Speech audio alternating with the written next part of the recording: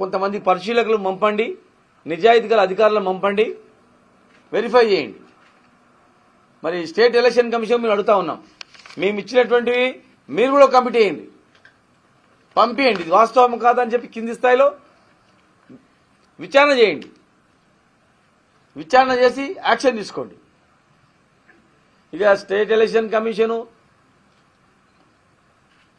Commission of India ఇక వాళ్ళు కూడా యాక్షన్ తీసుకోవాలంటే భవిష్యత్తులో చాలా ప్రమాదంలో ఉన్నట్లే. ప్రజాస్వామ్యం అనేది ఒక రెవల్యూషన్ పద్ధతిలో ప్రజల నుంచి మార్పు అనేది కొత్తగా వస్తుంది. మీరు గౌరవించి యాక్షన్ తీసుకుంటే ప్రజాస్వామ్యంలో విలువలు ఉన్నాయి. ఒకరు తప్పు చేసినా ఇంకొకరు శిక్షిస్తారనే దానికి అవకాశం ఉంటుంది. లేకపోతే మొత్తం మార్చేసేయండి, మొత్తం టోటల్గా వ్యవస్థనే మార్చేసి మీ ఆధీనంలో పెట్టుకోండి. డైరెక్ట్గా ఎలక్షన్సే లేకుండా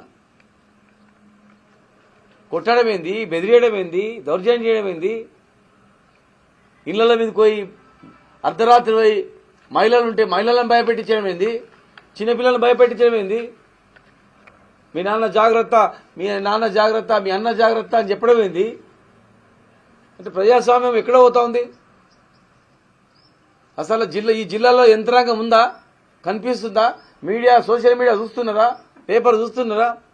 కనీసం బయట ఎంక్వైరీ చేస్తున్నారా? చిన్న జిల్లాలో అయితే అడ్మినిస్ట్రేషన్ బాగుంటుందని కోరుకొని మేము అందరినీ ఒకే దగ్గర అడ్మినిస్ట్రేషన్ తీసుకొచ్చినాం. కానీ ఇలా పరిస్థితి, ఘోరమైన పరిస్థితి చూస్తూ ఉన్నాం. మేము ఊహించలే.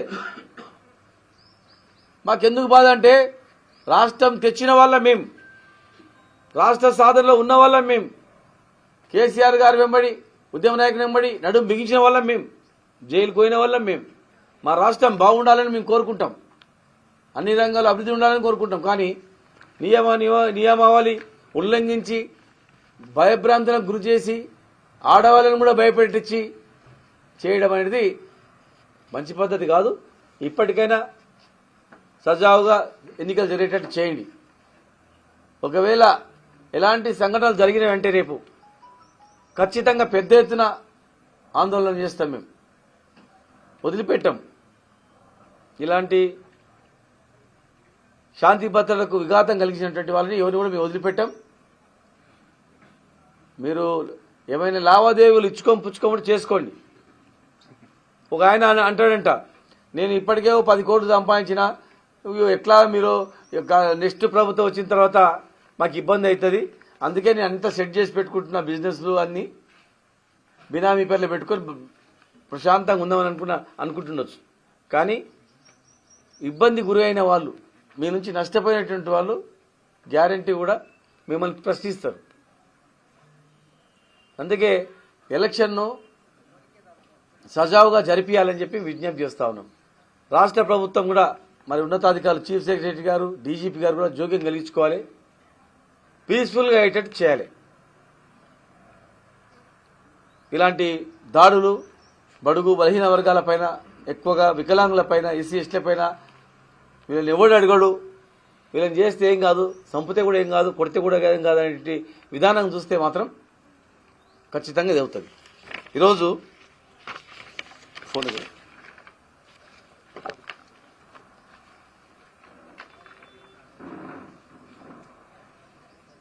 ఇక్కడ చాలా వీడియోలు ఉన్నాయి.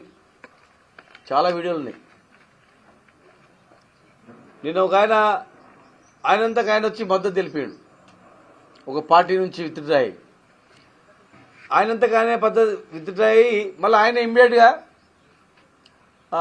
లేదు నేను ఆ పార్టీలో జాయిన్ కాలేదు, బలవంతంగా చేసిందని మళ్ళా పోస్ట్ వచ్చింది అన్నమాట. మన వాళ్ళు పోయి అడిగిండ్రు, లేదన్నా మమ్మల్ని నువ్వు ఎట్లా పోతావు రా, ఎట్లుంటావు, ఎట్లా తిరుగుతావు రా, నువ్వు తర్వాత కష్టం కదా నీకు అని చెప్పి నన్ను మా వాళ్ళని భయపెట్టిస్తే తప్పు అయిపోయింది, నేను తప్పు పరిస్థితుల్లో ఇవ్వాల్సి వచ్చిందని అన్నాడు. అంటే పోలీసులే దగ్గరుండి ఇలాంటి పని చేయిస్తే కేసు పెడతాం నీ మీద, ఏమనుకుంటున్నావు అని చెప్పి పోలీసులే భయపెట్టిస్తే ఇంకెక్కడ పోవాలా? రక్షకులే భక్షకులైతే ఎవరు చెప్పుకోవాలా? కనుక ఇవి మంచిది కాదు. ఇలాంటి సంస్కృతి ఈ మహబూబ్నగర్ జిల్లా కూడా మంచిది కాదు.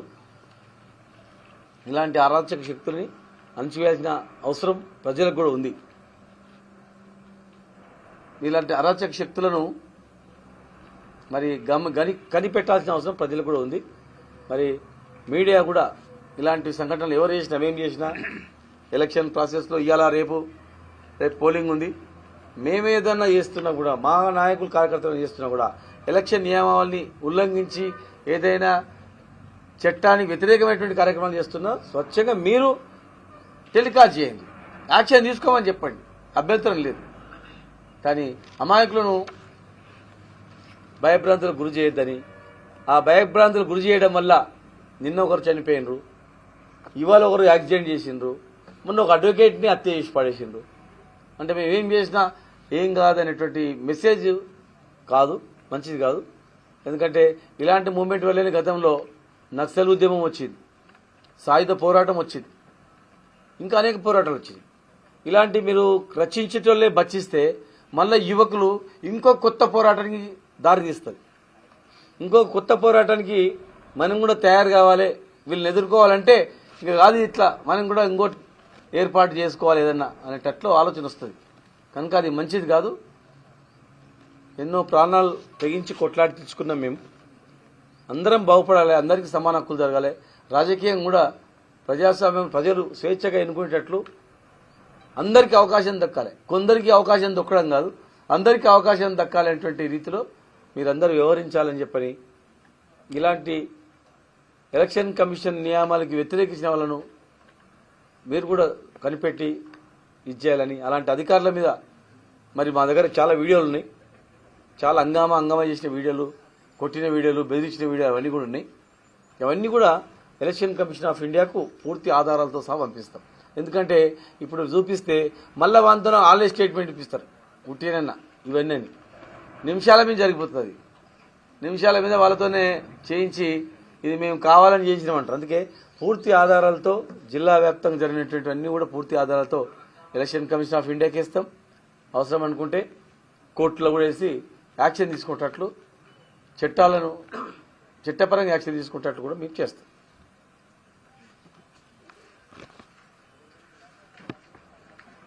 మాట్లాడుతున్నాను.